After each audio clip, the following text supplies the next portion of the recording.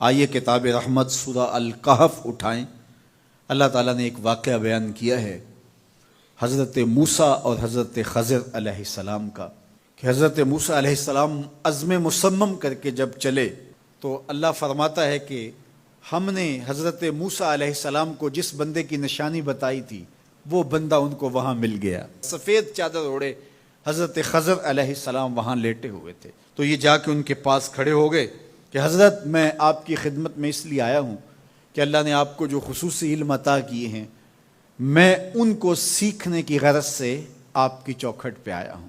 کہا تم میرے ساتھ صبر نہیں کر پاؤ گے، معاملے مشکل ہیں، سفر دشوار ہے، منزل کٹھن ہے، اور میرے معاملات ایسے ہیں کہ تم اعتراض کرو گے اس کے بغیر تم رہ نہیں سکتے۔ حضرت موسیٰ علیہ السلام نے کہا اگر اللہ نے چاہا تو آپ دیکھیں گے میں صبر کروں گا اور آپ کے کسی حکم کی کسی کام کی میں نافرمانی نہیں کروں گا، کسی کام کا انکار نہیں کروں گا۔ کہا کہ اچھا شرط یہ ہے کہ جو میں کروں اس پر تم اعتراض نہیں کرو گے، سوال نہیں کرو گے، یہاں تک کہ میں خود ہی نہ بتاؤں۔ تو کہا کہ یہ شرط ٹھہری، میں کوئی بات نہیں کروں گا۔ فانطلقا، دونوں چل پڑے، دریا کے پار جانا تھا۔ جو کشتی کا مالک تھا، کشتی بان تھا، وہ حضرت خضر علیہ السلام کو جانتا تھا تو اس نے کرایہ بھی نہیں لیا، لیکن جب کشتی پر سوار ہوئے تو عصا مار کے حضرت خضر علیہ السلام نے کشتی کا ایک پھٹا توڑ دیا۔ تو بے ساختہ حضرت موسیٰ علیہ السلام نے کہا آپ نے پھٹا توڑ دیا، یہ سارے ڈوب جائیں؟ کہا میں نے کہا تھا نا تم میرے کاموں پہ صبر نہیں کر پاؤ گے۔ تو حضرت موسیٰ کو یاد آیا، کہا میں بھول گیا تھا، اس پر مواخذہ نہ کیجیے۔ پھر دونوں چل پڑے، بچے کھیل رہے تھے، ایک خوبصورت لڑکا وہ بھی بچوں میں کھیل رہا تھا۔ حضرت خضر آگے بڑھے اور اس کی گردن مروڑ دی، اس کو قتل کر دیا۔ صاحب شریعت تھے حضرت موسیٰ علیہ السلام، نہ رہ سکے، پھر بول پڑے ایک جان کو بغیر کسی جان کے بدلے میں قتل کر دیا، اس نے گوایا کیا تھا ہمارا؟ آپ نے بہت ہی جو ہے وہ غلط کام کیا، یہ کام اچھا نہیں کیا آپ نے۔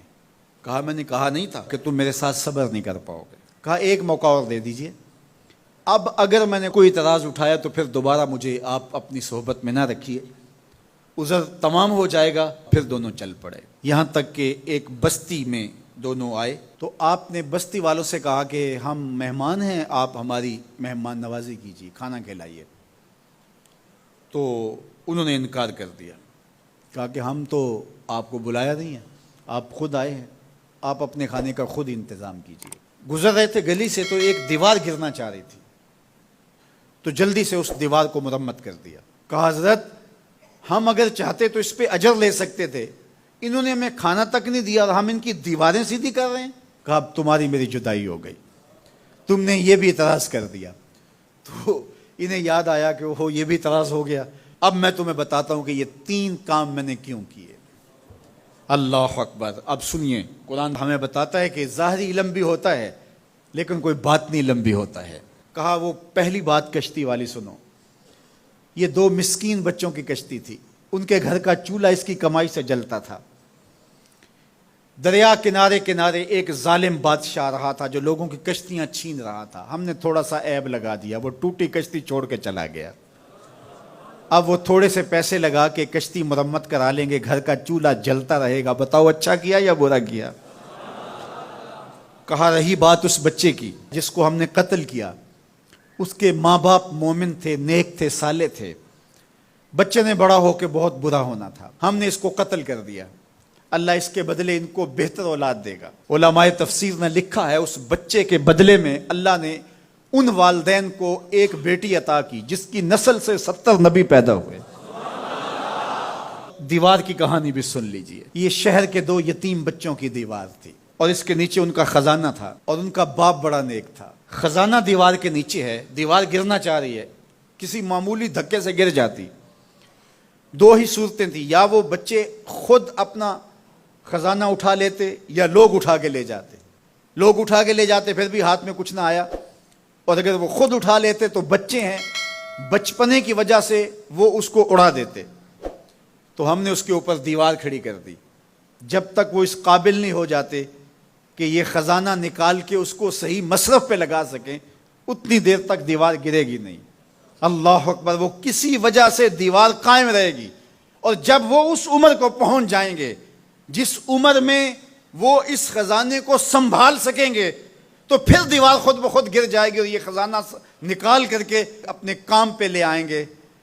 میں جب پہلی مرتبہ اس کو جو ہے وہ غور کے ساتھ تلاوت کیا تو مجھے یہ لگا کہ اس کا انطباق پاکستان کے حالات پہ بھی ہو سکتا ہے، اس لیے کہ یہ بھی یتیموں کا سرمایہ ہے۔ کتنے یتیم روتے بلکتے رہ گئے اور ان کے سر سے جو ہے وہ سائے اٹھ گئے اس وطن کے لیے، لیکن میرے مالک نے اس ملک کے خزانوں پر گہرے پہاڑ اور بڑی بڑی دیواریں کھڑی کر دی ہیں۔ جب تک یہ قوم بلوغت تک نہیں پہنچے گی اتنی دیر تک وہ خزانے ظاہر نہیں ہوں گے، اور جب یہ قوم اپنی بلوغت تک پہنچے گی، شعوری بلوغت، فکری بلوغت، علمی بلوغت، اور رب سے جو وعدہ کیا تھا پاکستان کا مطلب کیا، لا الہ الا اللہ، جب اس بلوغت تک یہ پہنچ جائے گی، اس وعدے کی تکمیل ہوگی، پھر رب دیوار ہٹا دے گا اور پاکستان کو اللہ اتنے خزانے دے گا اور پاکستان ایسا مالا مال ہوگا دنیا دیکھنے آئے گی انشاءاللہ۔ اس لیے رب نے دیواریں بنا کے رکھی۔ تمہارا باپ معین الدین چشتی بڑا نیک تھا، تمہارا باپ داتا گنج بخش علی حجویری بڑا نیک تھا، تمہارا باپ حضرت مجدد الف ثانی بڑا نیک تھا، ان کی وجہ سے میں دیواریں کھڑی کر رہا ہوں اور مضبوط حصار لگا رہا ہوں تمہارے خزانوں پر، اور وہ وقت آئے گا جب تم بلوغت کی عمر کو پہنچو گے دیواریں ہٹ جائے گی اور تمہارا وطن زمانے پہ مہکتے پھول کی طرح اور چمکتے ستاروں کی طرح اور روشن آفتاب کی طرح چمکتا اور مہکتا دکھائی دے گا، اور زمانہ پاکستان دیکھنے آئے گا، پاکستان دنیا کی قیادت کرے گا انشاءاللہ۔ تو کہا یہ تعویل ہے ان باتوں کی جو باتیں میرے رب نے مجھے بتائی، اور یہ میں نے اپنی مرضی سے نہیں کہیں، اور جو میں نے کیا اپنی مرضی سے نہیں کیا۔ تو یہ باطنی باتیں ہیں، شاید یہ باطنی باتوں کے جوش میں یہ بات بھی میں کر گیا۔ وہ کیا کسی نے کہا تھا کہ بھری محفل میں ایک راز کی بات کہہ دی، بڑا بے ادب ہوں سزا چاہتا ہوں۔